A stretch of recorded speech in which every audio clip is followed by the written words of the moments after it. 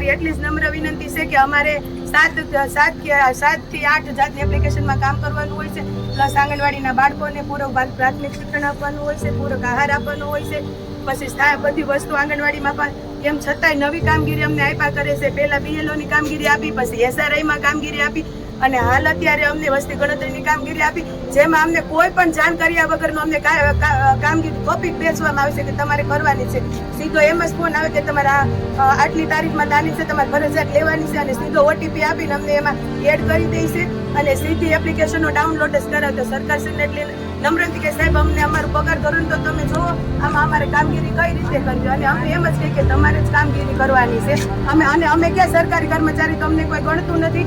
અમે માનદ વેતનમાં આવીએ છીએ અને કામગીરીમાં અમને સરકારી કર્મચારી ગણે અને પગાર દેવામાં અમને માનદ વેતન ગણે છે. તો સરકારને એટલી નમ્ર વિનંતી છે કે અમે લેડીઝ છીએ, અમારે કેટલા કામ કરે, ઘરકામ હોય, છોકરા પ્લસ આંગણવાડી, અને આમાં એવું કહેશે કે તમારે આંગણવાડીની કામગીરી કર્યા પછી તમારે વસ્તી ગણતરી, તો સાહેબ નોકરી તો 8 કલાક નહીં, તો અમારી શું 12 કલાક નોકરી કર્યા કરવાની? તો સરકારશ્રીને એટલી અમારી નમ્ર વિનંતી છે કે અમને આ કામગીરીમાંથી મુક્ત કરે અને ઓછી આપે.